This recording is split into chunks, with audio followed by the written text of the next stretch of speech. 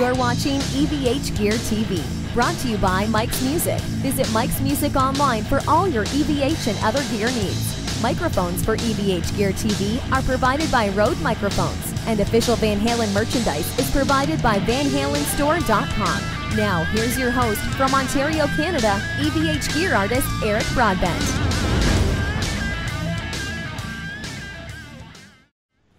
Hey everyone, happy Sunday afternoon and Sunday morning to some of you, depending on where you're tuning in. You're watching EVH Gear TV. We are live, and we got a few guests here. We're a little cramped. We have to all hug and, kind of hug in there, get everybody in there. I think we're missing Rob a little bit, but I have joined by the Ryatt Band. Very happy to have you guys, and we're all gonna huddle. But we've got Robert Cruz, Sean Silas, and Charles Wiley. Gentlemen, how you doing? Very well. Excellent. Thank you so much for having us on. No Thank problem. you so much. Appreciate it. No problem. I am going to just hang on a second. We're going to jump over to another screen. That's a little bit better. I can see everybody a little bit better now. So yeah, fantastic. Nice to have you. Now, you guys going to do? Are you rehearsing today, or is this just kind of you can do the show today and that's it?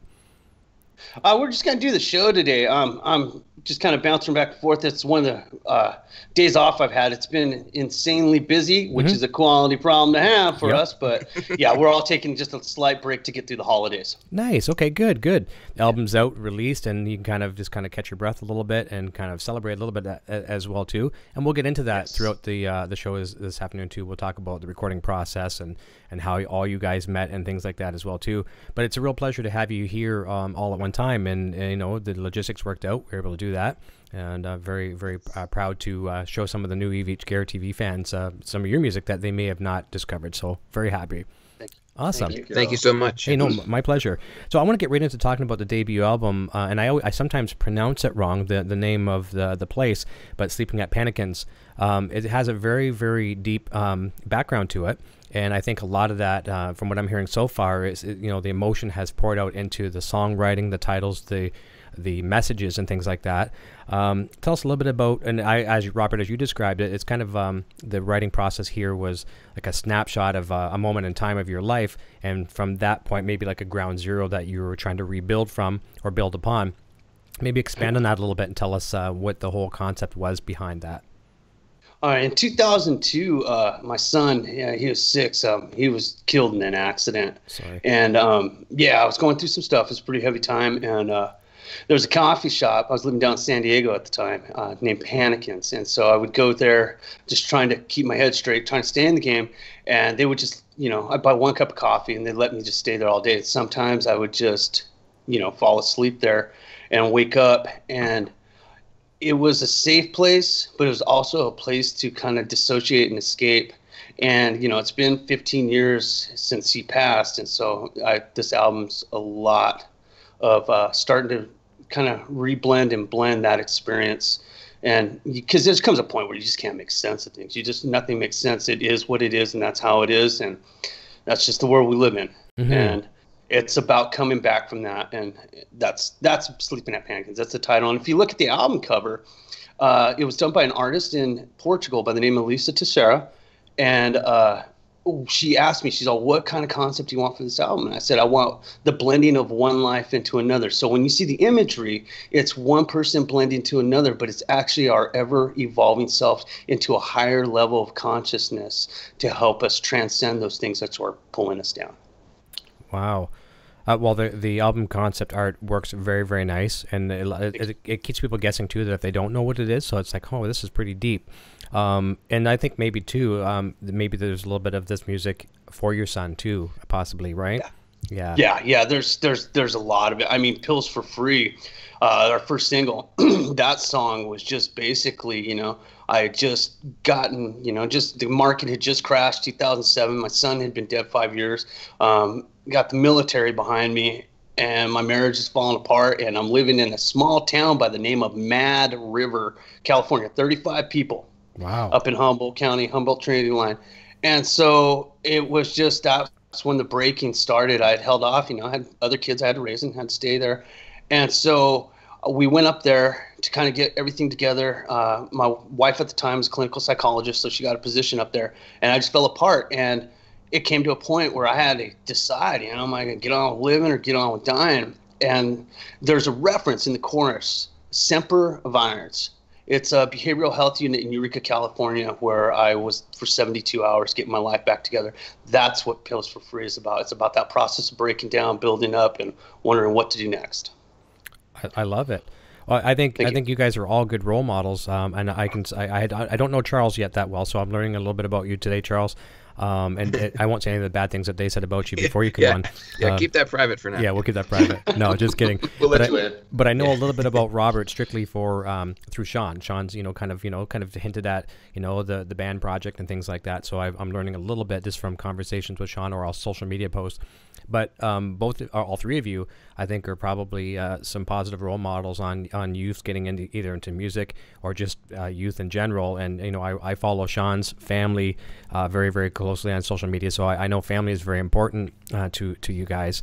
What advice can any one of you can jump in at any given time for people that might make the wrong path? Like you had the coffee shop, Rob, to kind of save you a little bit. It was very nice that they can let you come in and probably have one coffee and sit there and sleep for or just sit there all day, and as your safe haven. What advice could you guys offer for people that might choose the wrong path, or maybe just showing signs of going down the wrong path? Charles, you want to go first? I can't really say. I mean, it's like, I think maybe Rob or Sean might have a better angle on that for some of the things. I mean, I guess it's kind of just trying to figure out, who you are, try to stay true to yourself. And, it's one of those things when anything that personal happens, unfortunately, there's nothing anyone can say. There's nothing anyone can do. You just kind of got to go through it. And that sounds so horrible. It's just like, but when you're on that island, it's just like, and if music can be an escape for that, if music can help people, forget about that, then that's great. If it's music, if it's art, if it's a movie, if it's something, but I think one of the things all three of us kind of share is, we just try to be, genuinely just nice, down to earth people as much as we can. It's like, we don't try to take ourselves too seriously. Mm-hmm. It's like, because we all realize we're here for X amount of time. We all have our things to do, but let's have fun. Let's be creative. Let's, take care of each other.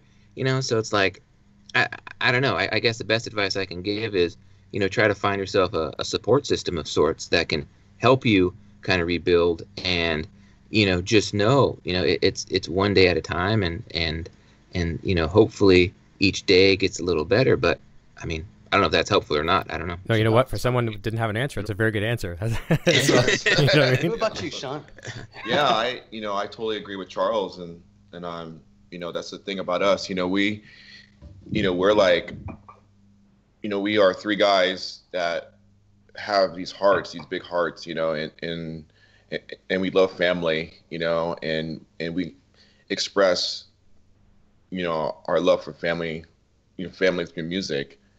And, personally, when I've been through things, when I lost my father and friends, I would turn, to music, and, I would pray, and, I would, I would just kind of just, know that, that things happen for a reason, and I would just, try to stay focused on being the person who I am, and, just basically those things, Yeah. There's so many ways that I would, my advice. Yeah. And for me, a little bit more spiritual. I'm Indian, Native American. And so I had that tradition to fall back on, but also meditation was a huge help. And the writings of the Yogananda Paramahansa and Kriya Yoga meditation. I was introduced to Kriya Yoga by a friend a while back. She is married to Tony Franklin from Kenny Wayne Shepherd, and then it was reinforced by Daryl Swan, who mixed our album. And it was just about externalizing. This is where I'm at. This is what's going on. And at this point, these circumstances I could not control, but the outcome I have complete control of. And just taking back that fact that we are not a victim, but we're just a witness to these events really made a huge difference for me. I like that. And one of Sean and I's mutual friends, he might be friends with you as well too. Jay Parmer, a great guitar player. I've learned a lot from him too, with through meditation. Like I don't do it, I don't practice it, I don't know anything about it yet, but I know it's something I do want to explore. And he's into a bunch of different spiritual, things that really help him tremendously. This inspiration that comes from that man, I don't think I've ever seen that man upset. And I think a lot of us can be, we can choose our own path, whether we want to choose to wake up to be miserable or choose to wake up to put a smile on your face.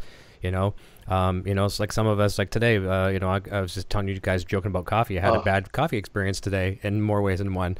And it's like, am I going to let a bad thing like bad coffee ruin my day? I mean, some people would kill to have just that problem, right? Right. Right. So yeah. we can choose our path. Sometimes we're forced with obstacles. But I like the way Robert said that. We have to deal with after the fact. We're witnesses, in other words. I like that analogy of it. So it's very, very cool. So here's something I want to ask. This is more for, well, I guess this is for all of you guys. But as far as I know, if my records are correct, Sean and Robert kind of crossed paths way back in the metal Christian metal kind of scene, and you maybe kind of exchanged some phone numbers. Or at least you know who each other were back in that day. And now here you are in a three-piece rock unit. How did the three of you all come together? Oh, that's an interesting story. Rob started No, that's an interesting story. I'm sorry, you spoke of coffee, and that just triggered that need for me. So because coffee and meditation, transcendental meditation and coffee are the only things that hold me together at times. Those counter each other though. But yeah, go ahead. Yeah. But see, okay, we'll have that paradigm dynamic talk afterwards. What happened was, I want to say right around July of last year, I was approached by an A&R agent from Universal Records, and it was like, in his exact words, "Hey, numbnuts, why don't you start a band?" And I was like, okay. He's all, yeah, get it together. You've got a good story. You've got the ability to do this. And he's all, pick your people. And so in my head, I began to do lists. I need the very, very best musicians. I only need top notch. And so I started going through. Charles and Sean came up immediately. And he was like, well, and I started thinking about a singer. And he's all, no, you sing. I don't sing. That's my first attempt at singing on that album. The very first? Yeah, those are the very first songs I've ever written. Wow. Yeah, I've written riffs, I've written pieces, but not like lyrics, melody lines, and structure. That whole album's a first. And he was like, it's time you get up off, and excuse me if I cuss, I'll try to catch my mouth. But he said, get off the effing floor, get up, you will handle this. And so that's how it started. And, because at that time, my whole life had imploded. I was living in my car in a park in July of this time. And then, flash forward a year later, we're in Guitar World magazine. So it's just about moving and positive thinking. So that's where that's where it began. And so I piddled around with the idea for about 4 or 5 months. And then I approached Charles because Charles and I played together in the Sonia Harley band. We did the Motorhead motorboat cruise together. And that's Charles and I met. And immediately we clicked, we locked, we have a lot of the same spiritual concepts. We have a lot of the same attitudes towards coffee and sleep. So it worked out really good. And then I started thinking, I need the absolute best guitarist. I don't need a good guitarist. I need the best. And I immediately flashed to Sean. Sean's he's got the sound, tone, everything. He's just absolute. The thing is, I wanted the most genuine musicians and the best. That's a nearly impossible order to handle because it's usually ego involved. And these guys have no ego. And like I said, just bouncing around, I followed Sean from band to band in the late 80s and early 90s. Sean would leave a band, then I'd show up to play bass. And so I talked to my cousin, Freddie Herrera. He plays in Everclear. He plays bass for Everclear. Okay. And I was like, hey, man, what do you think about Sean? He's like, yeah, let's do it.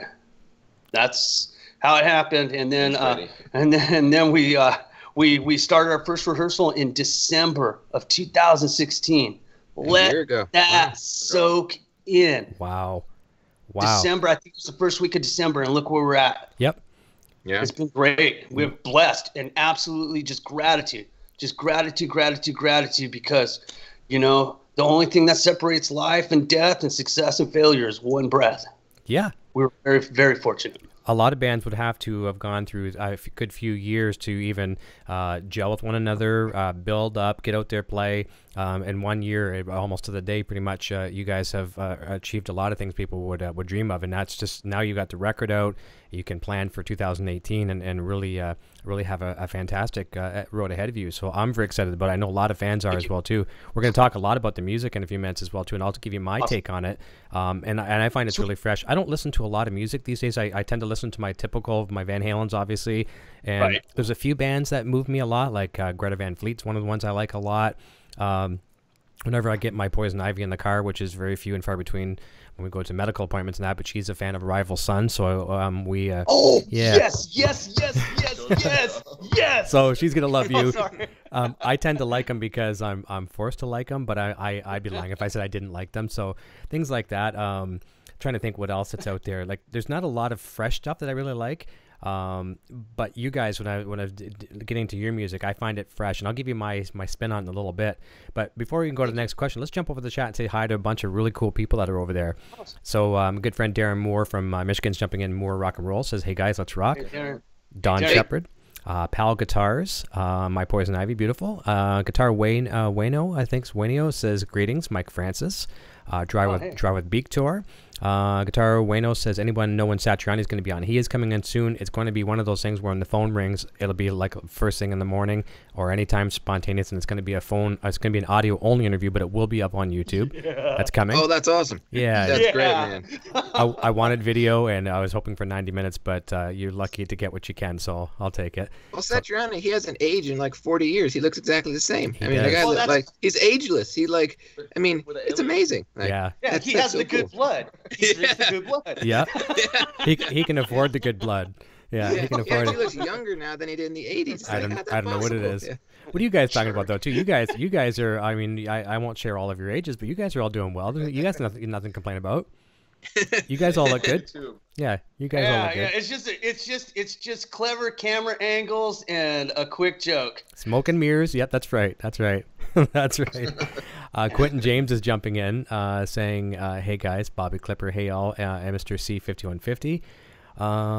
And yeah, Mike Francis says they have an awesome story. Very, very true. Thank you. This is probably one of your friends. Kathy says you're all amazing people. Much love. Bruce is jumping in. Mike Francis, I will share. He's going to share this event to the Friendly Gear Freaks website. It's great. You guys should check that out. Oh, we lost Charles again. Okay, so I'll text him. Okay, no problem. Yeah, we'll get him back. And I'll continue with the chat for a quick second. Let me see here. Cutter Savage is jumping in, and if people don't notice, I'm actually wearing a Cutter Savage t-shirt today, so thank you, Cutter. I see him on your shirt right there. Yeah. I was looking at it earlier. I'm like, is that Cutter? It is. I know his real name, by the way, and I just call him Cutter. Oh, and I don't know his real name, I don't think. Oh. So, yeah, so we won't say it on the air in case it's a personal thing. Yes. Awesome. I just had the cat out of the bag. Sorry, buddy. It's all good. And I'm wearing it today because, number one, he sent it to me a while back, and I wear the same Van Halen shirts all the time. I've got 30 of them, but you do so many shows, and you start to see the same clothes all the time, so I'm rotating today. Bassman says, Ryatt, best release I've heard in a long time. My favorite song is Pop Brigade. Thank you. Thank all of you. Thank you. No problem. It's a blessing. Okay, there we go. We got him back. All right. Hey. Perfect. Buddy. All right, no problem. I didn't mean what I said in a text, Charles. I was just panicked. Okay, your IQ is higher than that. I love it. I love it. No. It's all good. Like I move the cursor on the screen, the whole thing blows up. I'm like, oh my god. Yeah. My apologies. I'm gonna be floating in and out of this thing. That's okay. Hey, one time I did a show where I left. And the guests were just like, oh my God. Where'd he go? And so they start talking about politics and whatever else. I'm like, I'll try to get back in. That was really weird. It was really weird. And I didn't leave by choice. Technology booted me out. It was the highest. Funny if you left by choice. Yeah, you're like, I'm done. Yeah. It was the highest rated show I've ever had. As soon as I left, the thumbs up. It was great. Everyone was like, oh, Sharon, it was good. No, just kidding. Sounds like my dating life. Everybody gets married after they break up with me. Oh. You were practice. Yeah. It's like pancakes. You always throw out the first one. That's right. And you know what it is? That should be the marriage course. Okay, so dear, you're thinking about getting married. Okay, you're gonna have to go hang out with Robert Cruz for 6 months, and if you can survive him, you're allowed to get married. Yeah. Oh yeah, good luck, Chuck is kind of my thing. Yeah. They end up joining like become a nun or something. They can't date a man ever again. Yeah. I've got a funny story about that, but not here. Okay. All right. We can share that one another time for sure. Yeah, she's a nun. I love it. Bruce is saying, "Hope you're feeling well, Poison Ivy. My poison's going through some issues, and Sean knows a little bit about it. Just we're always, and Sean, you've done wonders for us as well too, wishing us some positive vibes. So, and that's the positive energy that we always focus on. So Cutter saying, "What's up, everyone?" Poison says, "Thank you, having in there." Bassman, so best release from Bassman, right? And Cutter says as well too. Thank you. Yeah. Let me see here. Kathy says, I just missed her. She says, I missed her. I'm sorry, Kathy. She's made a second comment. Oh, yeah, you're all amazing people. We mentioned that. Let me see here. Sean Shreds. That's coming from Cutter as well, and I agree on that as well too. And Sean, I watched your video today as well too when you were actually rehearsing for the record part. Oh, and that was cool. yeah. Even the rehearsal part, you were doing it really, really good. Sometimes it's hard for us to, as musicians, to recreate our own solos and our own pieces. And you have to go back and watch yourself. But you had it was like almost like watching Randy Rhoads. When he would triple track, he'd get it exactly the same every time. So that was very, very cool. I enjoyed that. thank you, brother. No Thank problem. you. That means a lot to me. No problem. And Cutter just noticed a shirt. Randall Fisher says, "Hello, everyone. YouTube just notified me. Sometimes they are slow." That's right. Always watch Facebook as well too. Facebook.com/EVHCureTV, and I always post the links and things there as well. David Ennis saying, "Hi, Eric." Poison Ivy, hey Randall David. Let me see here. Have I missed anyone else towards the bottom? David Glisner is jumping in. So what's up from Kuwait, fellas? Thanks for coming and chatting. Cool. You guys all rock. Sean Zimmerman says, "Hey Eric, Sean, Robert, and Charles. Hope everyone is well." And we're doing good. So I want to talk a little bit about some extracurricular stuff. I know we're going to have a lot of fun today, and even though we've got a kind of a set plan, it's always fun just to go off the rails a little bit and have some fun. And I know one of Sean's personal hobbies off, aside from music, we always have to have our releases, and sometimes you don't even really need a break from music, and you feel guilty taking a break, but we do need it because when you come back to the music, it's more fun and fresh again. And I know Sean likes to play video games and things like that, but there's probably some more things I don't know about Sean for his hobbies. But I'm going to start. Let's go with Charles first. What are some of the things that you do as extracurricular fun? I don't do a whole lot, to be honest. I do, I play music. I do drink a lot of coffee. Mm-hmm. I do,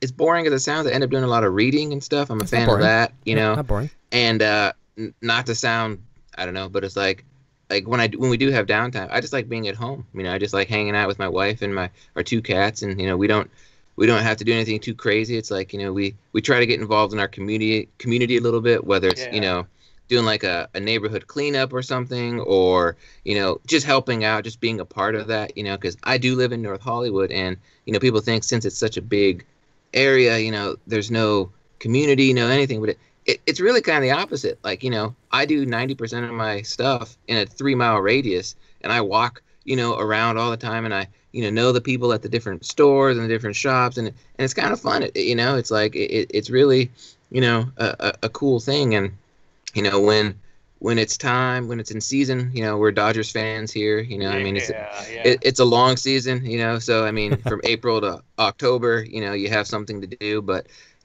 it's kind of crazy too, because we don't have TV, so we listen to the game on the radio, and it feels like we live in the 1940s or something. It's great. It's just like, it's kind of cool though, but yeah, that's about it.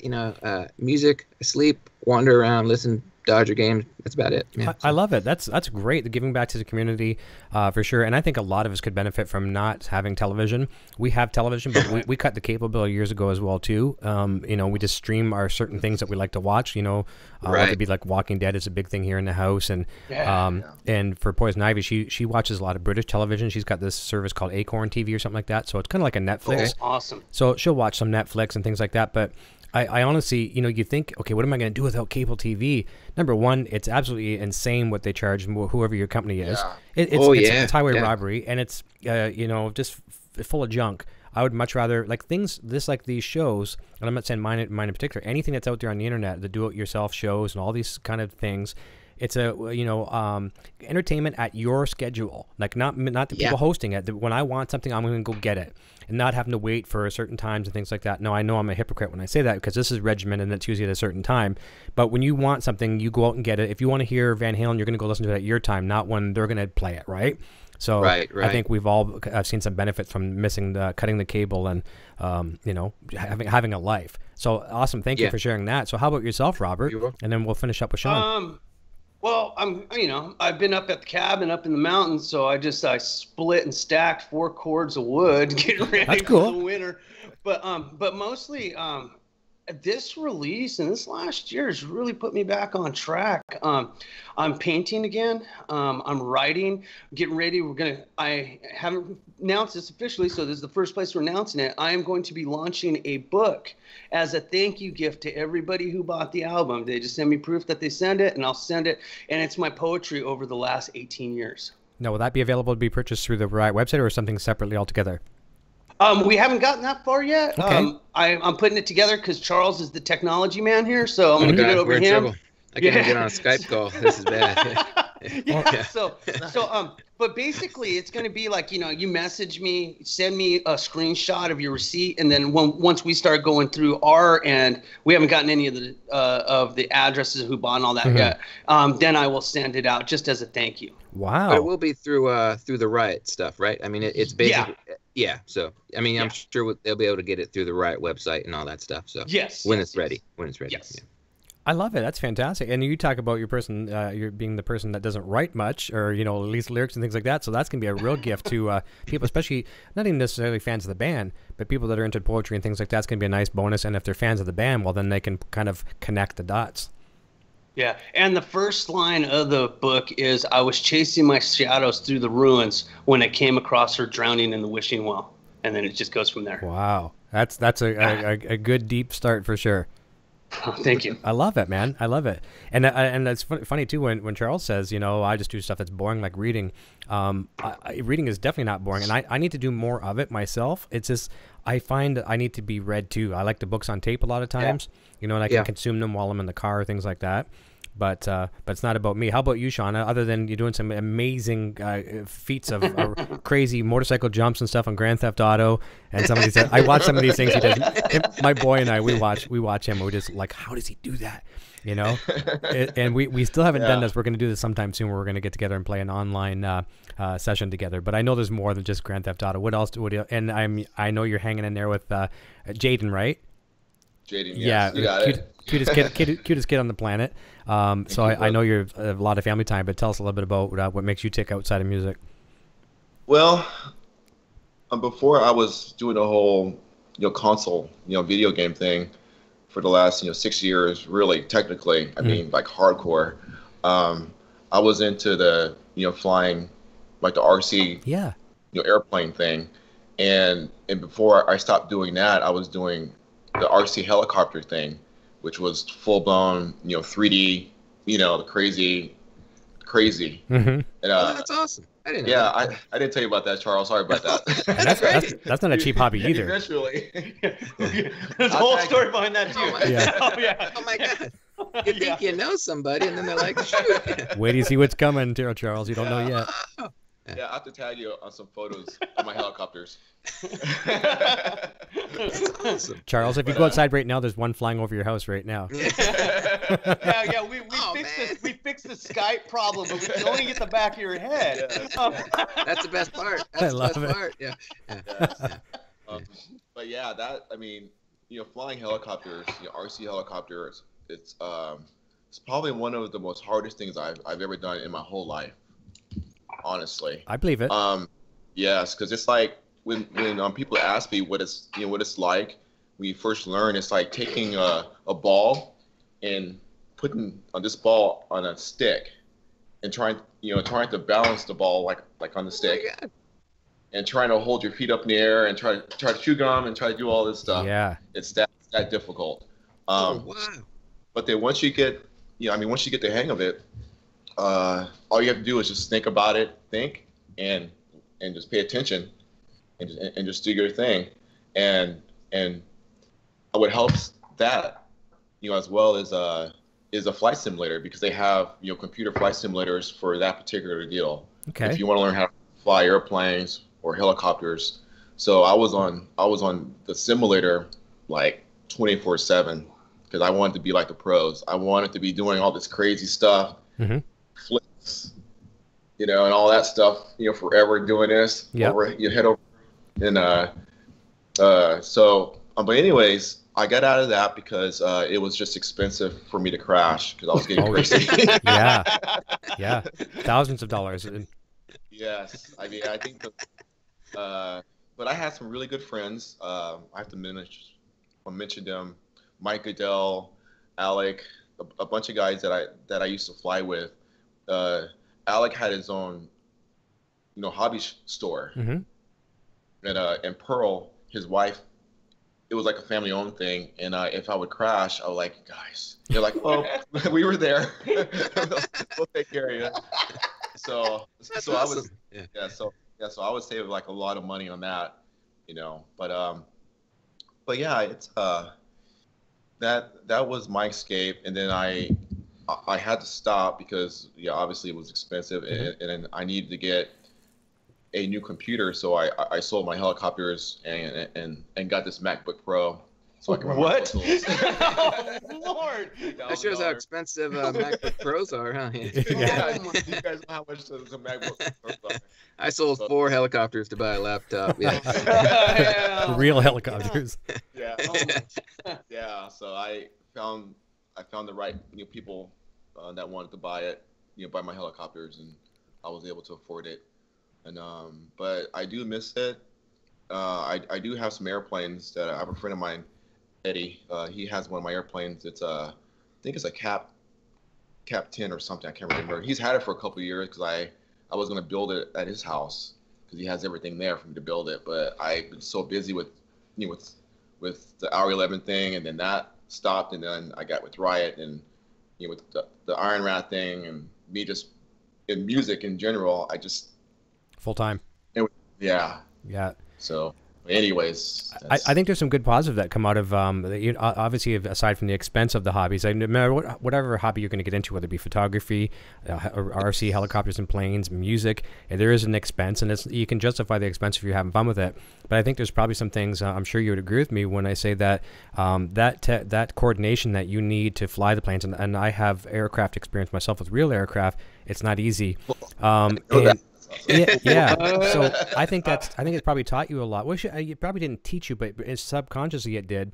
Hand-eye coordination, whether it had been just for video games or for guitar itself. It's that technology and learning how to operate a whole bunch of things at one time. It was probably a nice blessed outcome from flying. Yes, I think that. With that being said, that's perfect. That's a perfect example, because my friends that I was flying the helicopters with, they were blown away that I picked it up so fast. I mean, it was scary. I mean, I had a little one that scared me, because if I was to just let go of the control, I mean, if you have a really good one, it'll stay. Hover, yeah. But if you have a kind of like a cheesy one, you're like, yeah, come back at you. push it forward, Yeah. Push it down, elevator, pitch, to keep it this way. But yeah, I mean, for me, with the whole, coordination, playing guitar, snowboarding, just coordination is really key for, for all of us, everyone, guitar, bass, drums. Exactly. And you shared with us before on your visits here before too. You had a bit of a visual arts background and special effects, visual effects and things, right? Oh, yeah. Yes, that's my thing.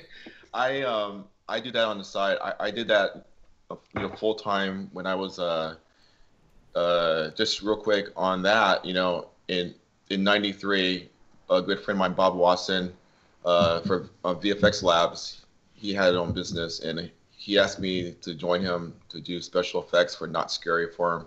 Oh wow! At Not Scary. That's great. Very cool. Yeah, I did that from 1993 till 2000, and I did some movies. Like the Dante's Peak volcano movie, that, and I was on Titanic, and I didn't tell you guys about that. What in the world? What?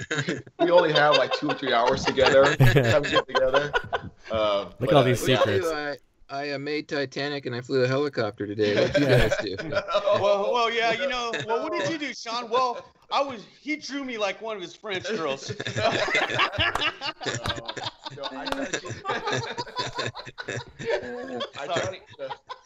try to keep this stuff like on the back burner. Yeah, That's great. And I Awesome.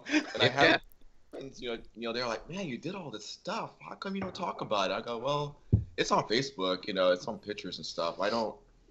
If I think about all that stuff, it kind of like, okay, like for instance, when I'm doing stuff for Bob Watson for the VFX Labs thing, mm-hmm.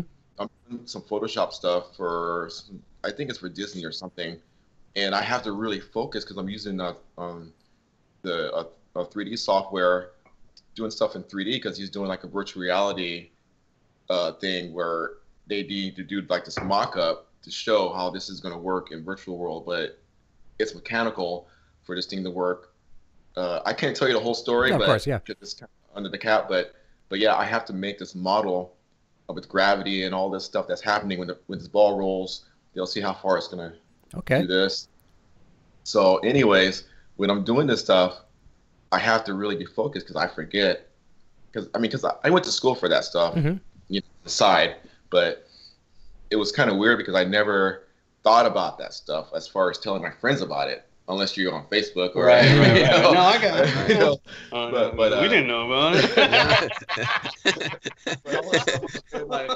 I told the guys, I go, look, when it's time for us to do like a hard copy of the album, I could do all that stuff in Photoshop or Illustrator with no problem because I did it, with R11. And I just thought he did it as a hobby. He just like, I noodle around with this stuff. Like my uncle, he plays a little acoustic guitar, like no big deal. Like, similar to that. Yeah, It's like, no, I do stuff for Disney. Oh, dang. Okay. Yeah. But see, that's a testament to who Sean is. I've known Sean since the 80s, man. My pants were pleated, my hair was feathered, and I was in a yellow Camaro listening to Guns N' Roses. But that was yesterday, wasn't it? Yeah. Oh yeah, this morning. That's after I dropped the old lady off of the Firebird, pop the T-tops. No, but that's Sean, man. Yeah, that's cool. That's Sean. You do what you do, and that's he's a real down to earth guy, man. Super creative too. Thank you, brother. And these guys are holding back on the things that they do. I'm sure. There's so many things. Rod's been through so much stuff. For all the stuff that happened with the band. How the music is being expressed, it's coming through him, and he shares it through us. Yeah. And like all the stuff I've done, like the solo, like for Dregs. Oh yeah! My favorite moment on the album is you can hear it right when we go into that little break, and Sean does his little like Tyrannosaurus Shaunus Rex wheel come in, and the only thing that's missing from that piece that's on the recording is, ladies and gentlemen, on guitar, Sean Silas coming into that solo. And that's one of my favorite moments on the album. And then in Monday Morning, where we go into the breakdown, and Charles is articulating on the toms. Charles is meeting me syllabically, but I can't explain it. You just got to hear it. I know what that means. You just blew my mind right there. I was like, it was just really good. So here's 2 words for both Robert and Charles. 2 words to remember if you're ever considering getting another musician in the band as a 4th or whatever. Background check. So. Yes, no, I'm dead serious because because you know what? Slow. I was in a band and we couldn't tour because the fool couldn't leave the state. Yeah. I love it. No, I love it. Like you're a registered what in how many states? Yeah. No fly zones. And no, I think it's a good testament to all your characters, to be honest with you. You guys are very, very humble, and it's cool that you have all these talents and you're not out there, okay, here's my resume on every single interview that you do. So that's very, very cool. And I think people respect you greatly for that. So huge kudos to you on that. I'm going to jump back to the chat just for a real quick second. Michael Smith is jumping in saying, hello, Eric and Ryatt. Love the album, guys. Chris Jones, young child says to his mother, Mom, when I grew up, I'd like to be a musician. She replies, well, honey, you can't do both. Yeah, I grew up and be a musician, and we lost Charles again. We'll get Charles back. That's hilarious. Yeah, I just text him. That's funny. No problem. And says, hi, Sean. Poison saying hi to Sean, saying she's good, doing good. David Ennis, hi, Poison. Let me see, where else did we leave off at? Randall Fisher. And Sean is a laid-back, awesome dude. That's for Randall. I agree 100%. David Ennis, doing good. And let me see here. Michael Smith, hope you're feeling better, Poison. Frank McNeil says, love Sean, one of the most humble and caring dudes in the biz. The rest of the guys are awesome too. This has been a great way to get acquainted with the band. Thanks, Frank. I appreciate that. And that's the thing. Sometimes, I mean, you guys are doing phenomenal on your own. It's just some people on the show here, they might not have seen you. So I'm really happy to bring new music sometimes to people. And you know, all kinds of different things come through here. So it's just nice to pay it forward and share some more music. Thank you. Michael Smith says, totally agree, Frank. Humbucker Lover is jumping in, and you're going to be seeing him soon too, right? On his show. Next week, yeah. I think, right? Yeah, you're going to have fun. Saturday, right? Saturday. You guys are going to have fun. Time. A good family for sure. Oh, here we go. We got Charles back. 1 second. Hey, There he is. Rock Sorry and roll. about that. No problem. Hey, no apologies. No apologies whatsoever. Technology is technology. I heard Sean's helicopters overhead. I had to hide. I would too. I would too. All we heard was the modem from the dial-up line. And bam, it's on. That's right. Yeah. I love well, my it. Netscape Navigator browser was acting funny. Yeah. That's right. Charles, just before you left there, I was saying hi to Humbucker Lover. He's a fellow who's going to be hosting the next interview with you guys. That's right. Next Saturday, right? Yeah, so you're going to have fun with their family for sure. Humbucker Lover Awesome. and Single Coil Lover, who's his better half. She's here as well. Saying, Ryatt, I know these guys. Good people. Our good friend, mutual friend of some of ours as well too, Jared Frost is in saying, what's up, dudes? Jared's a great guitar player. Let me see here. Sometimes I scroll way too fast. And let me scroll back down. And yeah, Jared says Single Coil and him are friends on Facebook. Randall Fisher is following as well too. Here's something. Frank McNeil says, important question relative to social media. If a person only has Facebook, is that a mistake when trying to keep up with their favorite musicians or bands? Do I need an Instagram or a Twitter account? And I'm going to give my personal opinion, and I will kindly ask on yours as well too. What I always tell my customers in my business who I might want to push into social, or I encourage them to use social media. Don't use every platform to say you're on every platform. If you can't commit serious time to one particular thing, don't do it. Just pick one. Facebook is probably the best one as far as keeping up with your bands and things like that. But what do you guys? Maybe Instagram's for one of you, or Twitter's one. What do you guys think? For me personally, it's you know, any more than two, and it's just going to be repeat. You know, yeah.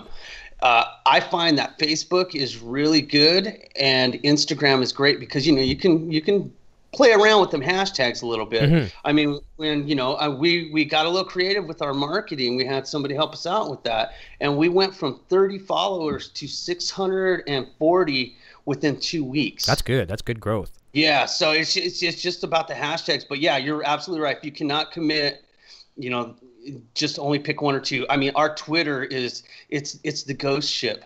It's just floating around the internet right now. Yeah. I got you. I'm just messing with you. Sean handles our Twitter. There you go. Background check. Those poor hamsters, man, they are like, they're trying to work on it. Yeah, and just don't double post. No. You try to vary up your post. Yeah. Yep. Exactly. But and his question gets following, I think you're probably safe, Frank. Facebook is where it's at. Probably just get one account, and that way you'll get everything you need, and follow those people that you like Ryatt. So there's the answer for that. Let me see here. David Glazer says, hella chilly fellas. Good. Glad to see real dudes. Hella chill fellas. He's calling it chill. There you go. And let me see here. Randall Fisher is enjoying Jared's guitar rig. He has a very, very cool guitar rig for sure. So let's get into. We talked about Pills for Free earlier. That's a song. Yeah, that's a song I really, really dig. No, that was that the one you released as a single first? Yeah, that's our first single. Yeah. Okay, so here's how I describe it, and I'm probably way out of line, but it kicks off with a nice grungy, slightly distorted bass riff, and then the guitar parts in that, I love octave fifths, like especially climbing. I don't know if you would call it the pre-chorus, or maybe it is the actual chorus, but it kind of built into the chorus, so maybe it's pre-chorus there. It kind of reminds me of a hodgepodge of Stone Temple Pilots meets even like Accept Balls to the Wall. Am I out to lunch on that one, or am I somewhat in there? No, you're good. No, and you're good. That's right on. My personal all-time, well, there's two of them. It's really tough. My rhythm sections I love. Ben Shepherd and Matt Cameron from Soundgarden, and of course Jimmy and John Bonham and John Paul Jones from Led Zeppelin. Nice. So that's kind of where it was taken. That's funny you mentioned Alice in Chains, because that riff started. Mike Starr from Alice in Chains, he used to be my roommate. Oh, very cool. Yeah. He unfortunately he relapsed, moved out, and then he passed on. Yeah. So he lived with me a few months just right before he had passed. But he was an inspiration for chord shaping. So, like I said, I didn't write the song because Mike was living with me in 2010. But the shape of the chord and the progression was from watching him play that bass, because the bass I used on that track is the bass that Mike used the entire time he was living with me. Wow. Yeah. And so I was able to take his chordal structure from watching him, not copy anything he did, but just try to take the basics. And then I was able to really just have a hands-on looking at it and a hands-on with the exact instrument he used. That's got some real mojo in it as well too, on the record. Yeah. So when you hit grunge, I'm like, yeah, dude, you got it, because one of the Godfathers was the bass he used to play. Yeah, excellent. And a dear friend. Fantastic. Yeah. And I don't use any effects. No, that's what you're saying. Show your effect. Okay. I know this is Gear TV, and you guys please forgive me. I'm so sorry. I'm old school. I did not use an amp on this recording. All I did is I went from my Sans amp directly into the board. And guys, this is the exact setting I used on the recording, just zeroed out. So what you're getting is my 1988 G&L SB1, my DR strings, and my hands. I had a nice, good conversation with Tony Franklin from Kenny Wayne Shepherd, and we were talking about this. And he says, you know what? Your tone is in your hands. Agreed. Articulate it like speech and attack it as such. Yep. So, but yeah, I'm sorry. I know it's Gear TV, but I just generally go from my bass into the amp playing live. There's nothing wrong with having a lack of gear. It's how you use it and utilize it, and that's something that's talked about all the time on here. I mean, take Eddie Van Halen, who's kind of the common theme talked about here on the show. He can play through a pig nose, he can play through a Marshall, he can play through a Fender Twin or Deluxe, and go into a Mesa Boogie or a Soldano and sound like Eddie Van Halen. All of us tried that, and we're going to sound like ourselves as well too. You're not going to get that sound, and that's why I always find, I always get a kick out of these things, and I'm guilty for it too. You see the guitar magazines, and okay, here's Eddie Van Halen settings, or here's Jerry Cantrell's settings exactly. You got the same Marshall, you got this all up, and you go down, you dial it up. It's like, this sounds nothing like it. Well, just because you're not that person, right? Yeah, exactly. Yeah, and Charles, I'm sure you'd find the same thing too. Like I had a drummer for the first time on the show a while back, Mike Portnoy, and so someone might follow. That's great. Yeah, someone might follow his kit and say, okay, well, he might follow these cymbals, and it might have these skins, got certain Remo heads or whatever. I don't know much about drums, but you duplicate it, and then you sit there playing. It's like, it doesn't sound like it. Well, it's the attack and the approach, right? Yeah, it's so true. It's all in the hands, as Rob said, and you guys are saying. And it's another one of the things where people are like, oh, that's so cliche, or it's just a cop-out. But it's like, not really. It's like, I've played drum kits from my favorite drummers, and I still sound like me. I still sound like, clubbing around back there with no concept of time. And I'm like, well, when they play it, it sounds really cool. Like, I don't understand. It's like, but it's funny because a quick story about Mike Portnoy. My first job when I came back to Orange County, I was working at Orange County Drum and Percussion. They're a custom drum shop in Santa Ana, California. I think I can tell this because, yeah, it was a long time ago. Okay. Anyway, when Portnoy did his first Zeppelin tribute, where he got together, Tama at the time didn't build acrylic drums. Okay. They would factor them out to other custom companies to build it. So one day we got the shells to build a Zeppelin replica kit, and I was like, who is this for? And one of the drum builders was like, it's for Mike Portnoy. And I was like, oh my God, like, I want to build this. I love it. And sanding acrylic drum shells, anyone that's ever, is very tedious, very long. You inhale so much acrylic dust that you shouldn't, but I was I was like, this is so great.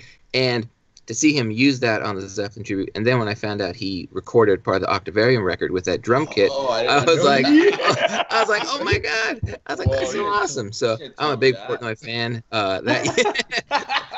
Man, dude, you guys, I don't even know you. I don't even know you. Look what we've done here today. I don't know if I should feel happy or maybe I'm going to lose some friends now because I don't know what. I don't know what. This is good though. It's great. Yeah. And when we're on tour with other bands, Charles and I have room assignments together. I mean, on the Motorhead tour, and we can say this, and they're going to be, I know they were upset. Charles and I stole all Anthrax's beer on the Motorhead tour. We got pictures of it on our Instagram. If you go to our Instagram, Ryatt_band, you'll find the picture of Charles and I after we heisted all of Anthrax's beer. I love it. I'm almost In thinking. all fairness, though, they weren't guarding it. So Yeah. No, Hey, no. if they're asleep at the wheel, I think what I'm going to do as of now, I think I'm going to change the name to Intervention TV. I really do. I'm just waiting for one of you guys. I'm waiting for it. I forget the guy's name on the show, whatever. But you know, the crying guy, right? Hug. I love you, man. You know, I'm waiting for it. I'm waiting for it. I'm waiting. Well, at least just don't have us come on and say, "Hi, my name is so-and-so Hansen. Please have a seat over here." We're good. Exactly. That's right. All right, come on in. Have a seat over here. I've got the transcripts from your emails. That's right. Sean, we all have a letter here for you. We'd like to start with you. I know. Just remember, Sean, we love you. We love you, Sean. We love we're you. doing this for your own higher good. self. That's right. And we know we're liking you. Well, while we're on a roll here with Charles, and this is the thing, like I don't know a lot about drums other than I have, I have drummers that I really appreciate, like obviously Alex Van Halen, Neil Peart. Oh God, I love that guy. Rush here in Canada is a big thing, no longer touring. Yeah.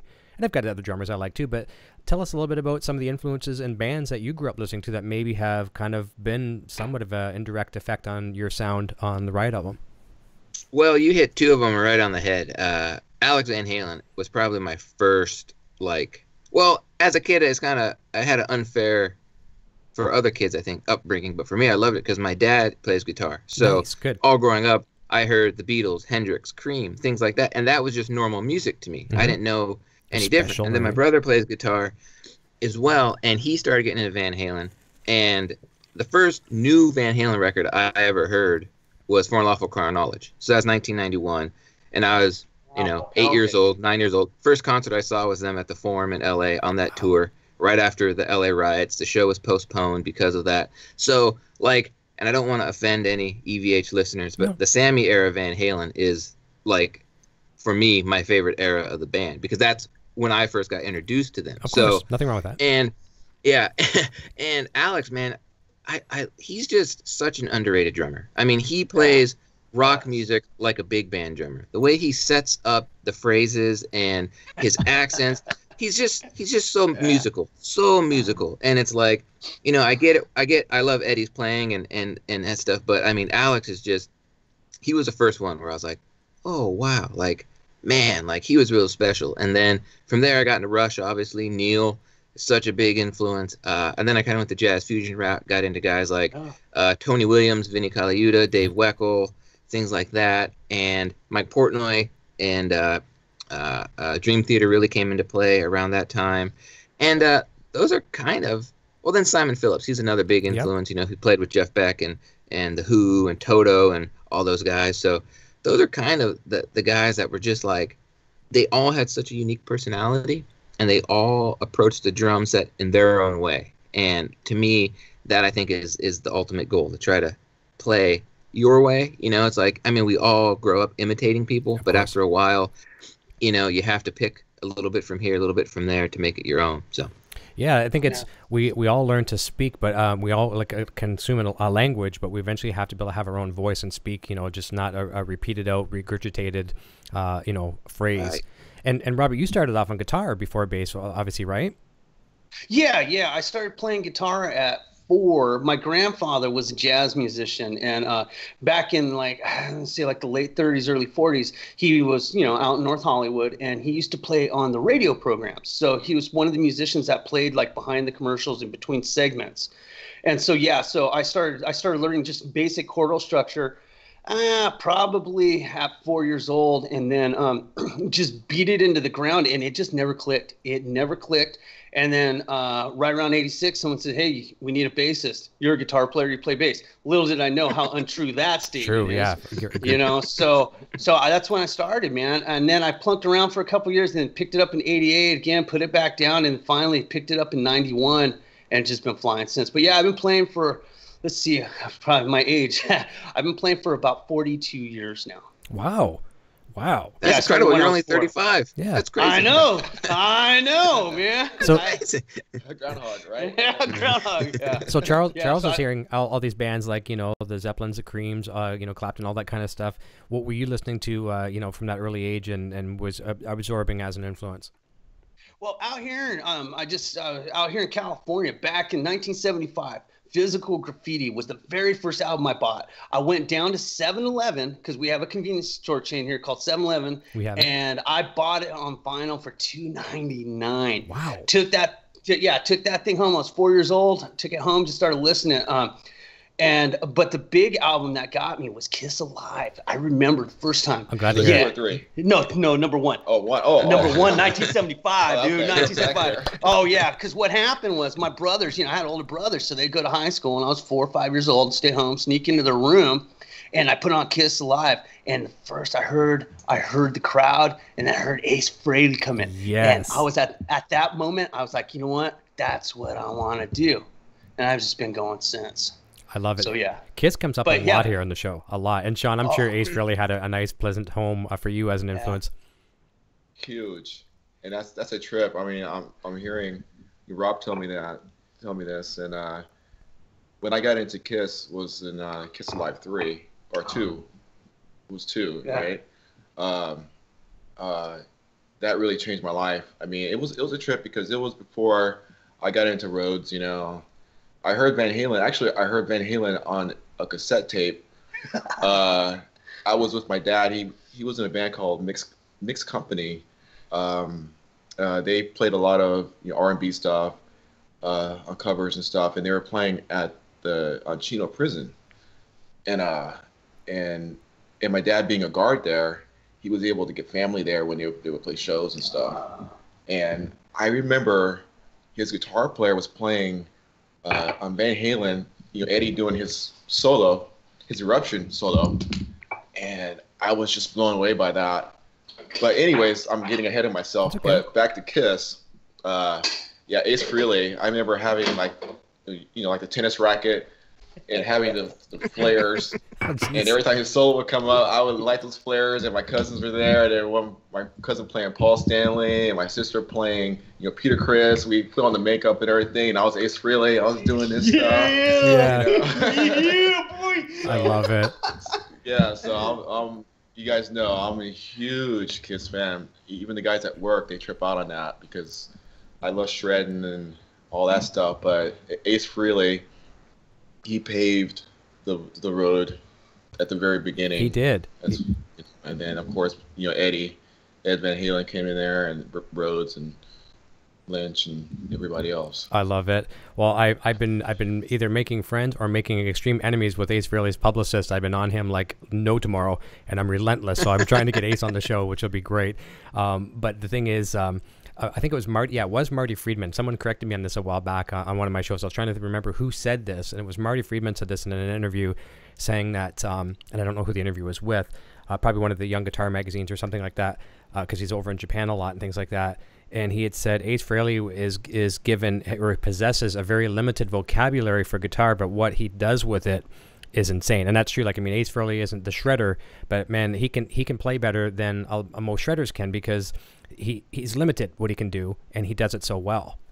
Yes. Right. Yeah, totally. Yeah. Well, I think that speaks to like a musicality those players have too. It's like they're just so musical. It's like you don't need to play a million notes. Nope. I mean, look at a guy like David Gilmour. Like his solos, they really get to you, and he's not blowing 1,000 notes a second. Nope. Yeah.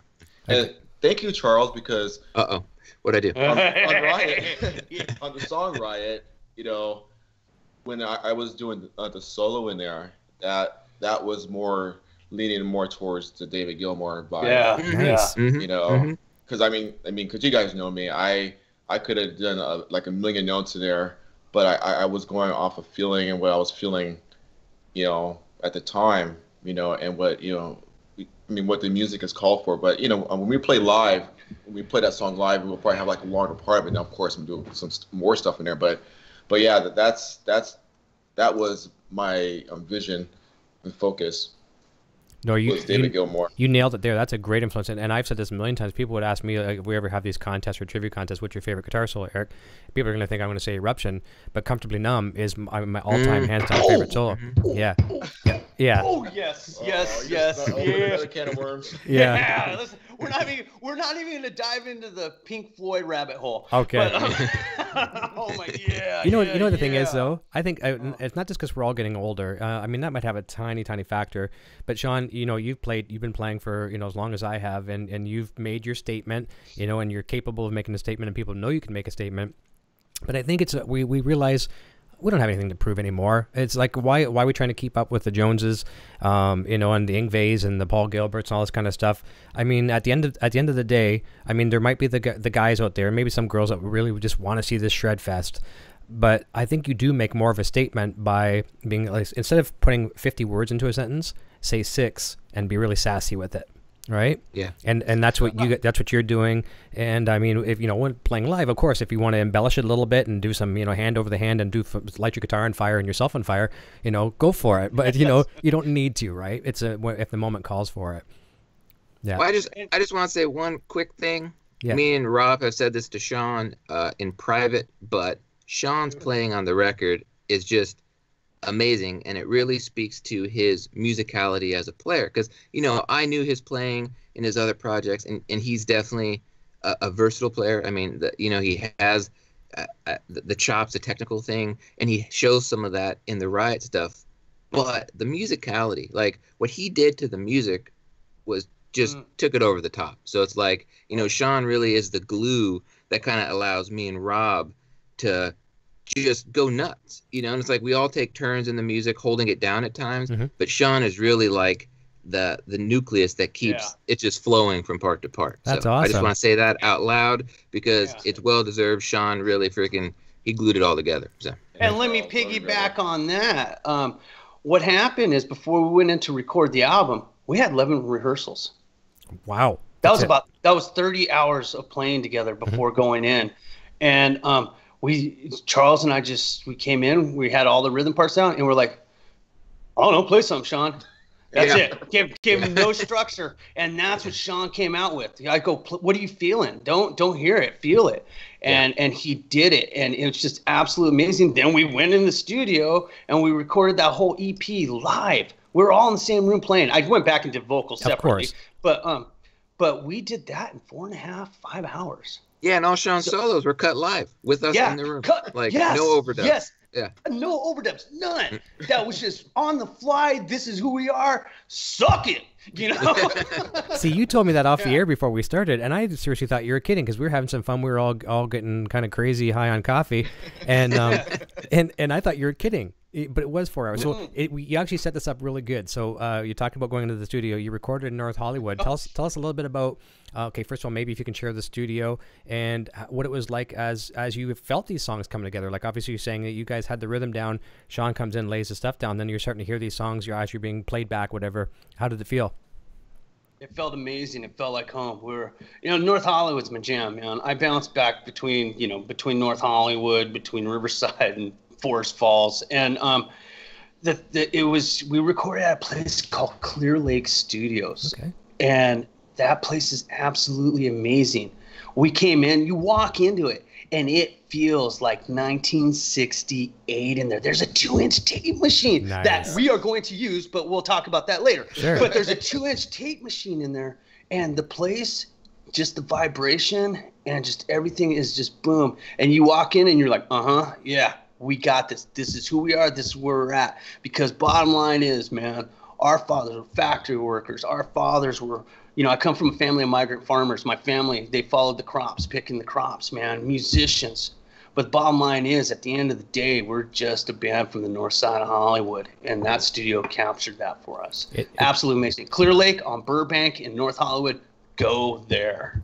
And great studios. One thing I can say for sure too is through social media and on your website as well too. And all these links are down below too. I want to try to keep reminding people. There's 4 or 5 other, actually about 5 links in the description down below to follow all these entities. But there's some great kind of sepia, black and white type photos you guys have shared. It really makes you. It almost feels like you're back watching Zeppelin record. Back, and it's really, really cool. So you'll really get a kick out of it. And even at the beginning of the Pills for Free video, there's some of the shots at the beginning of that, which is great too. Yeah. So very cool. I want to go over and say hi to some more people as well too when we come back, and kind of set you guys up for the next point on the itinerary. Is we can talk about popping onto the radar of Guitar World and also landing on some of the top 10 charts over in Australia and places like that. So we'll come back and share that success.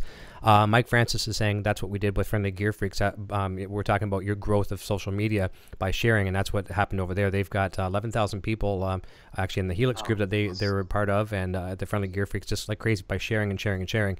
And that's helped me tremendously here as well, too. People are appreciating it, and it's growing, which is nice. Michael Smith says, I know that one of Sean's hobbies is trains. Hopefully going to have him and his family as guests for a train ride. Trains! What? Yeah. No, shut the front door. I forgot about the trains. There you go. You know what? I need more coffee. I'm putting another pot on. There you go. What are we discovering today? Oh my gosh, yeah, that was my other hobby back What in the day gauge? when I was a kid. In scale. Oh, see, I used to do HO. Oh, See. HO. I love HO. Oh, yeah. Yeah. I went to in scale. Back in the day, I used to hang out with Brian Duncan. He was the singer for Brian Duncan band. He was a Christian singer, and he was in a Sweet Comfort band. But I lived up the street from him, and I remember when I went to his house for the first time, he had this in scale set up in his house, and I was like, I love trains, I love this, and he took me under his wing, and he took me to the local hobby store and bought me my first little. Oh, that's so awesome! scale. That's so awesome, man. Yes, he Wicked. totally hooked me up on that, and I've been wanting to set up like another setup for Jaden, and for myself, of course.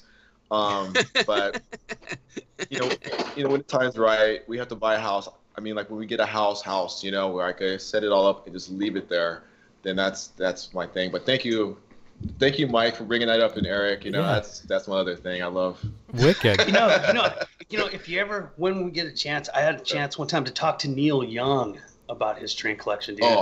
Oh, I heard amazing. about that actually. Yeah. Dude, you're there for 4 hours, dude. You're done, son. Wow. That'd be awesome. You could probably go there and not even Owen talk still music. part of Lionel Trains, I think. Yes. I think he does. Over.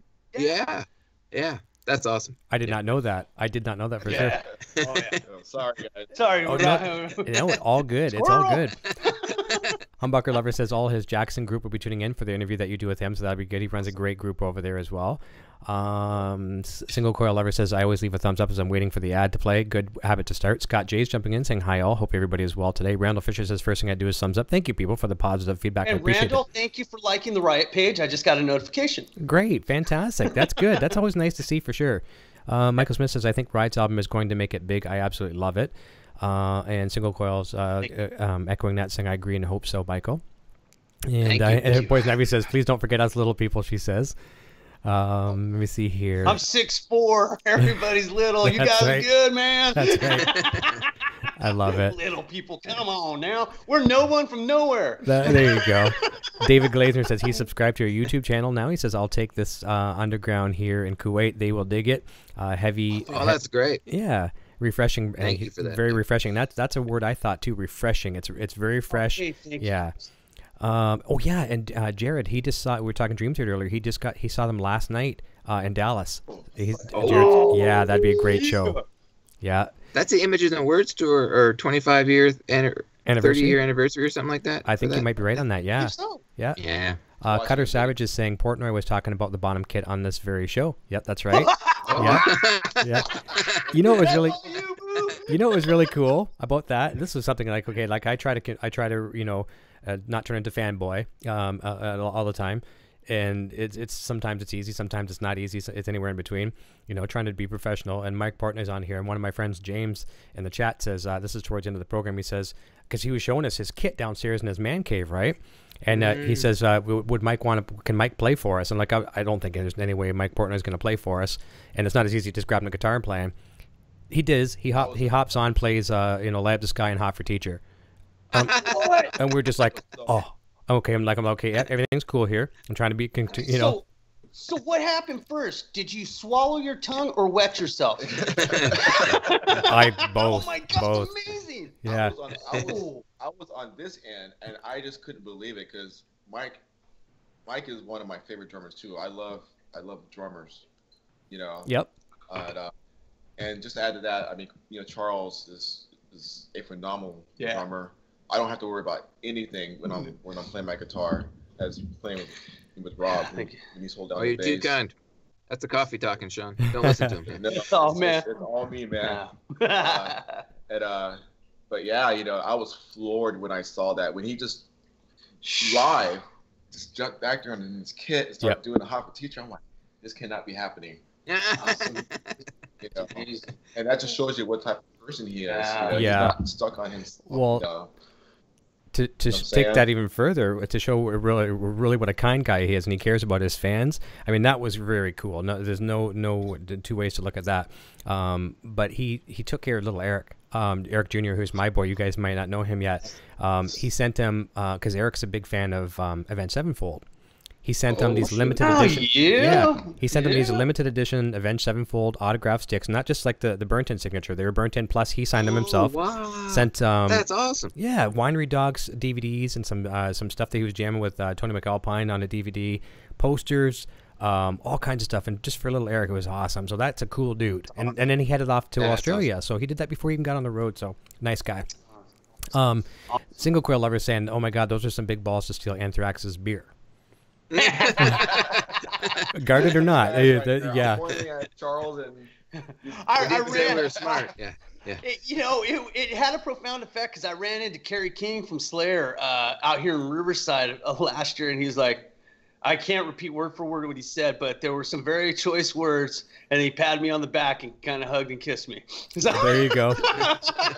I think if I was to practice, I think I would either start with either Britney Spears or Justin Bieber's Fresca or something in the back, and then graduate maybe graduate a little bit. That's where I would start for my practice. So I get my ass handed to me. Let me see here. Humbucker Lover says, "Hey Mike Francis." Let me see. Let's go down a little bit more. We've got a lot of people joining in today, which is great.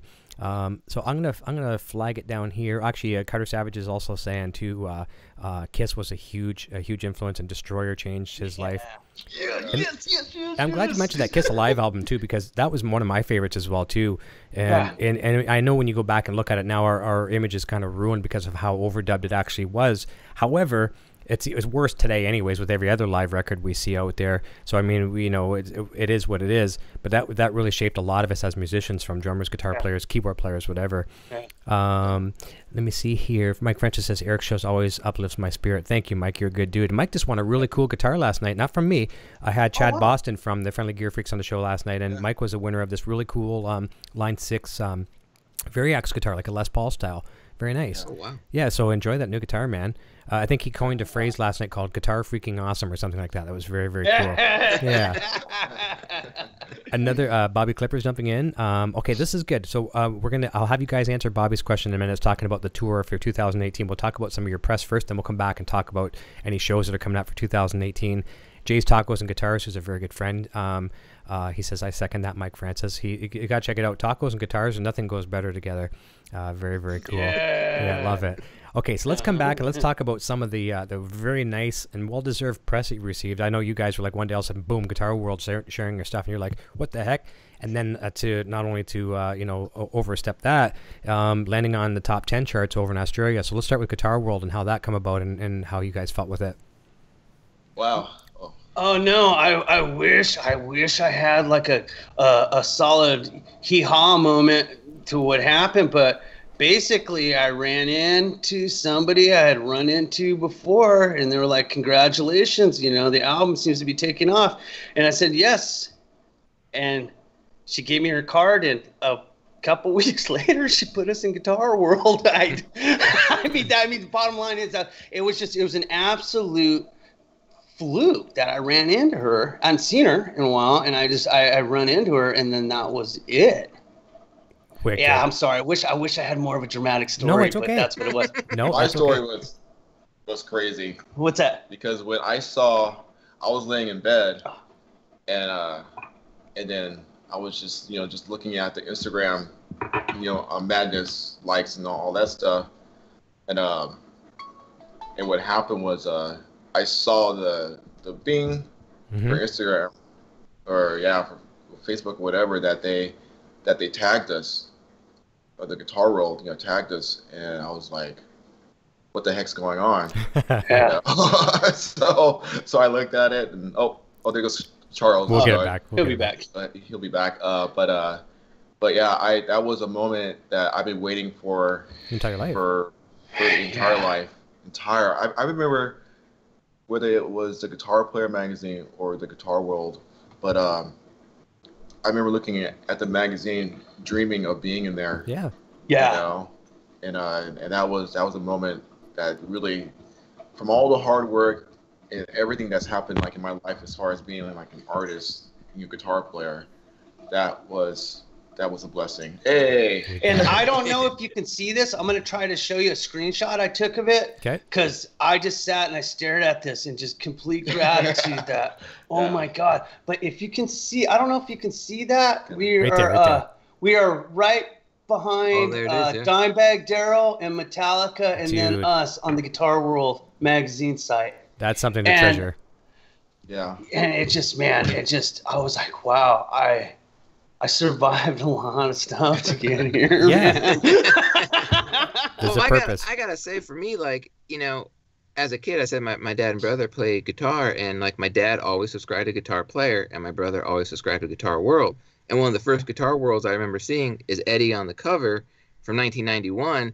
It was that yellow T-shirt and jeans with the Ernie Ball. He was playing, and I stole that magazine from my brother all the time, and I read it and read it and read it, and like, to be on there, I was just like, wow, that's freaking nuts, man. Like, such an honor, it's so crazy, It is very cool and well deserved. So I'm very, very happy for you guys, and I can only imagine the feelings that and then sharing it with your family and then your friends and things like that. So well deserved. So kudos on you guys. Thank you so much. Awesome. Yeah, and then we'd also like to thank Tattoo.com, Melissa Anderson from Rockwell and C Magazine. Yes. Tattoo.com broke us as an exclusive with Tool. Wow. So it was Tool on the Tattoo.com website, and then us.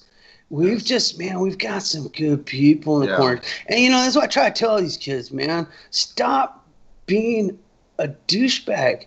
Don't make connections. Freaking make friends, dude. Yeah. You get out there. You help them move. You help them when they're sick. You be there. Don't be using them, man. This is a community, not a commodity. Mm-hmm. So, there you go. Sean, here's something I know you'll agree with because you worked with this gentleman for many years. I had Chris Cannella on a few weeks back, and I forget his exact words, and I wish I could quote him, so I won't quote him and misquote him. But he had said about just doing as much as you can for someone else, and look what happened. Like, you guys you've all been known for doing that, and now all of a sudden the sun's shining on you guys, not because you asked for it, because you've just done things, and I think we can all benefit from that in every walk of life for sure. Yeah, absolutely. I love it. So we're gonna be wrapping up here in a moment, but I really want to talk about what the plans are for 2018, and that was one of the questions that was asked just a while back. Tell us a little bit about that, and where you foresee you guys going in the new part of the year.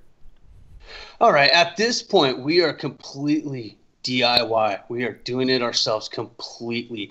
We have taken no money from anybody, and we're going to be funding this tour ourselves. And so right now, as it stands, we're going to be doing San Diego, Vegas, Phoenix. But honestly, if we could get the support anywhere with connections, booking, and any other kind of financial backing, we will tour wherever we need to. So we're at that point right now where we're just going to keep coming from the place where we're at, and we do what we do with what we got, and it's going to work, and the universe will conspire to wrap around and make things happen. So, but yeah, so that's on the ticket. The next thing is if I had the funding, I'd be in Australia right now. I really don't want to take money from entities because there's a lot of things on the back end with the record company, compounded interest quarterly. That adds up quick. Mm-hmm. And so as much as we can do on ourselves and as much as we can put money back into these guys, I mean, I got a responsibility here. I'm not only responsible for my guys, I'm also responsible for their families. I need to make sure that their family is going to be taken care of while we're on the road. I need to make sure that all bills are paid for. And I just need to make sure that I can create a state of mental wealth for everybody off road so that we can continue to keep moving. So getting bound up in all this stuff, getting sold these hot tickets, we can do this, and that for you. Nah, man, I got guys. I need to know what you're going to do to provide for their families. And if you can't provide, and if you're not contributing, you can't be around us. That's right. That's very good. Yeah. And for right now, I thought I saw this on the website. Is all the booking handled strictly through you at this point? Yes. So if anybody's interested and wants to fly us out, whatever, we play bar mitzvahs, ballets, and we got it. So no beach out of reach. There you go. and Rob hit the nail right on the head, and it's something that anyone trying to get their band heard. It's good advice that the more you can do yourself, the more other people are going to want to help you. Yeah. It's like when you come across asking, almost begging for, I want a deal, I want tour support, that's when you really get taken advantage of, because it's like they know they can kind of manipulate you in that way. So, it's like we're having fun doing it our way. And I think we said it in a video we posted, but we do plan to go back in the studio to record another EP, probably February, March of 2018. Yes. And then after that, we'll head out on the road because we really want to play, 35, 45 minutes worth of our own music out there. And that's the goal. So. I love it. It's absolutely fantastic. I'm really looking forward to seeing when you guys get out to the venues, especially coming summer, at festivals and things like that. Well, here in Canada, summer, that's where the big thing is. In your climate where you are, you can play anytime pretty much, but festivals are the big things for sure. Over in the chat, Single Coil Lover says, EVH Gear TV, when you read the chat, tell Sean I want to steal his baby. Okay. Everybody loves him. He's so cute. He's so cute. We love seeing the pictures here. We live through that for sure. We love you guys to death. One thing I want to provide you guys with the opportunity for sure, because there are some brands and manufacturers that do support you guys, and Sean's done very well with it over the years, and I'm sure various others have here too. But if you take the moment just to say hello and shout outs to any of your people that back you from guitar companies, strings, whatever it may be, just feel free to say hi to those guys. Yes, cool, thank you. First of all, I'd like to thank Borns, which I'm wearing the shirt right here. Mm-hmm. They've helped me out with coming out with my own signature pots, volume pots in there, and they're getting ready to do the tone pot, which we've been going back and forth on that for about a year. That they had to change plants, they had to relocate the plant that makes the pots, so that kind of backlogged stuff to be made. But I am testing some pots, tone pots to work along with the volume pot, and I thank them, and I thank FU Tone. I have some guitars that are coming up. It's under the hat right now, but of course it's going to be EVH. I'm going back to them, of course. Mm-hmm. Good. It just makes more sense because that's what I build. It doesn't make any sense for me. I mean, be out there in the world playing other brands, which I can play other brands. Of course you can. But just to make it so it's like, this is it. And I love, EVH, the Wolfgang guitar has been a big part of my life for the last 6 to 7 years. So I will be going back to that. And I'll probably have a custom, tellies I want made. Nice. 2 of them. And I like think, Fender. Fender has been there for me for a long time, and I've learned so much, met so many people through that. Phil Collin and Helen Collin, they've been there, who else? There's so many. Wow. There's FU Tone, there's Borns. Who else? EVH. We already got them. That's about all, man. Yeah, I think those are the core. Yeah. There's been other brands that's been there, but to move forward, with Ryatt and with our look, sound, and image, it's going to be, on those brands, I think, and I think my mother, China's, that's my mom. She's been there. She bought me my first guitar, my first Randall on 100 watt head, 50 watt head. Perfect. And she's been to my concerts, dealt with all the loudness, the crazy squealing, and my sister Danielle. I just had a friend of mine, Mike Jung. He just texted me just a while ago, like, I'm watching the show. I love Ryatt and all that stuff. Thank you, Mike. Thank you for everything too. And and all the guys, Mike, that sent me the guitars, the Rhodes to play with, with the Iron Wrath thing. Oh my gosh. Oh, Gerd. Yep. He's from Germany. Gerd, he's the one. He's always been there. He's backed me on so many things, and he's a big part of my Wolfgangs that are going to be seen soon. So, oh my gosh. See, I would have missed that if I said, okay, I think I'm done. Yeah. Yeah. There'll always be one or two, but no, they won't resent you because we can't always remember everyone for sure. Right. Yeah. And what about you, Charles? You go next because my list is extensive. The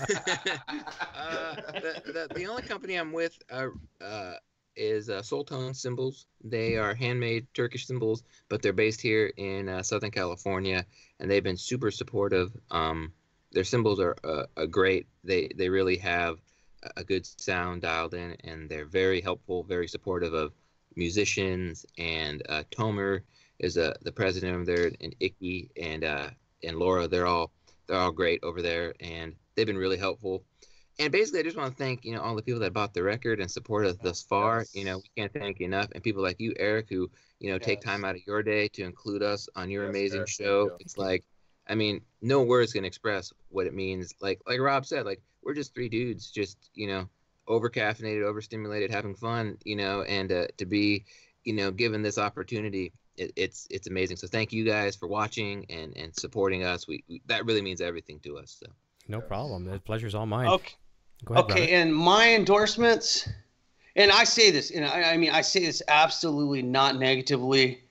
Because of this, I've really had to really just dig. No one will endorse me. I have no endorsements. I've applied many places. I've been rejected. No one will endorse me. So thank you guys for helping me be a little bit more self-sufficient. And I don't say that. I don't say that angrily.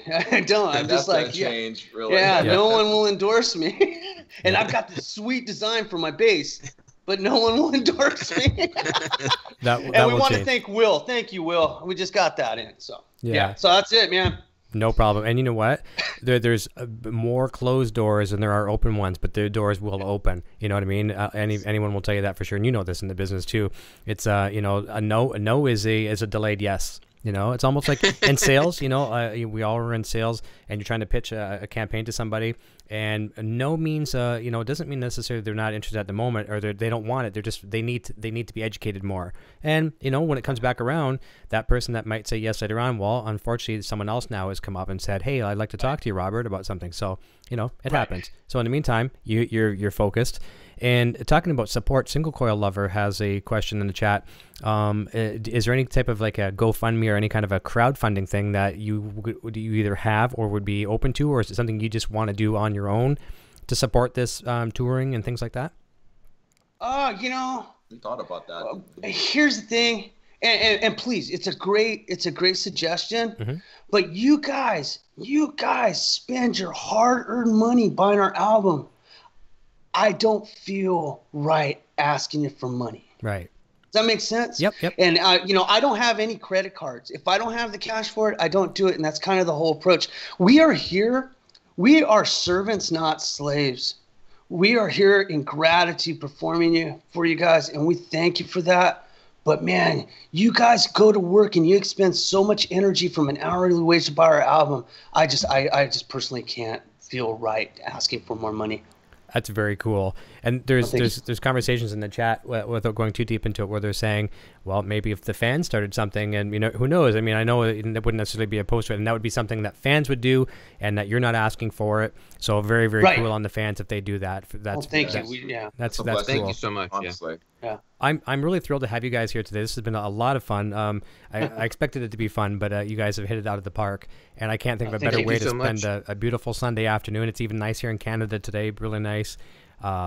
Just thrilled. I know the family's watching here as well too, and to show you how important family is to me, like Sean and I, we always share our stories of our boy and things like that. Just today I'm out on the road and I texted the boy at home and I said, hey, I want to start training you.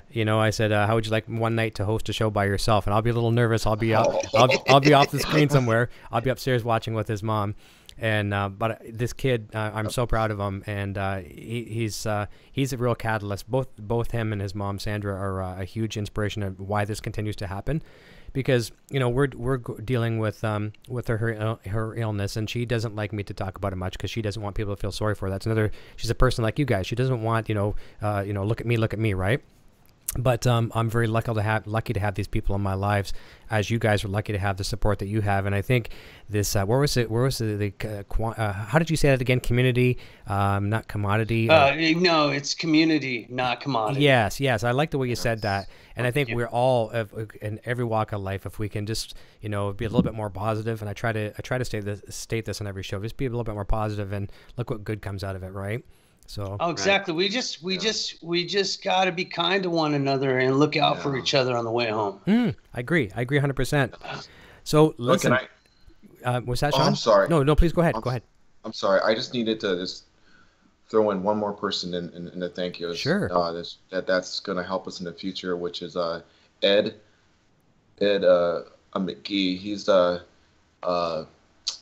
vice president for operations, for Fender, and there's my endorsement. He's a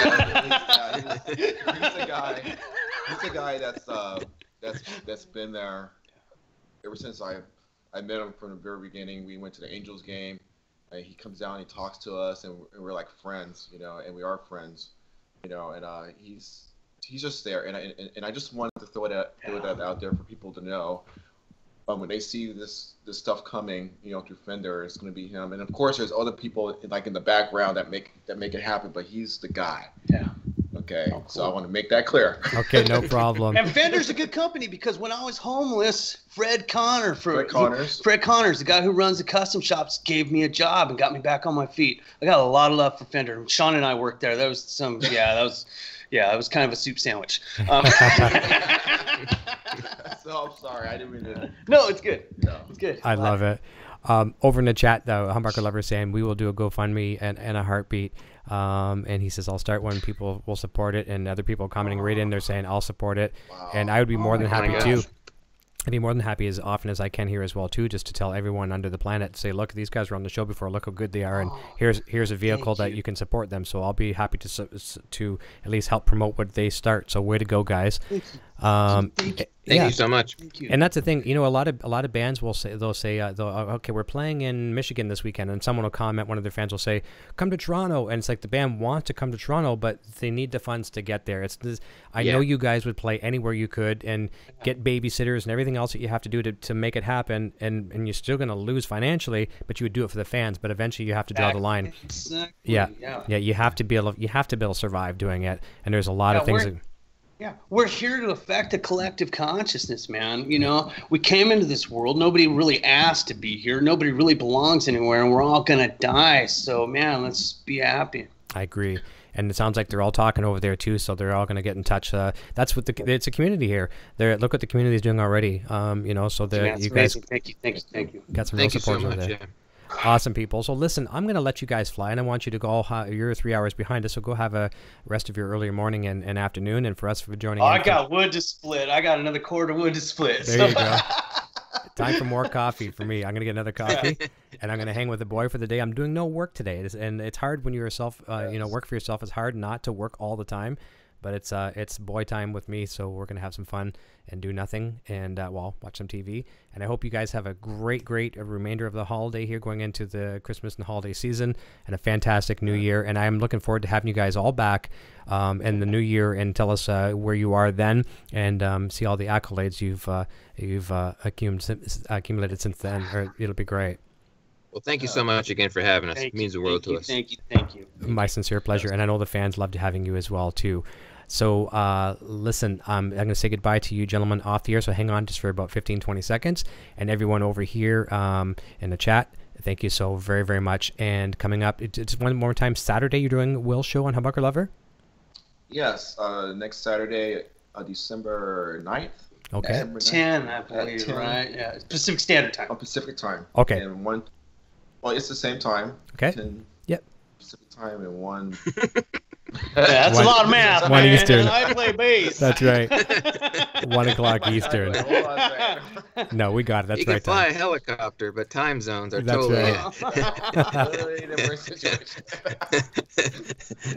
Everyone in the chat saying, let me see here. Cutter Savage says later, everyone. Don Shepard says great show, Eric and Ryatt. And let me see what else. Yeah, all great stuff, guys. So I'm going to say goodbye to you off the air. I'm going to turn it over to my little man who's going to tell us what his name is, what he's playing, and we're going to roll the credits and talk to everyone very, very soon. Until next time, everyone. Thank you. Take care. Fantastic weekend. Cheers, everybody. Love you guys. Hey, my name is Eric, and I'm playing the Frankenstrat guitar. Video production services provided by Design 39 Media. Visit design39media.com for all your website, photography, and video production needs.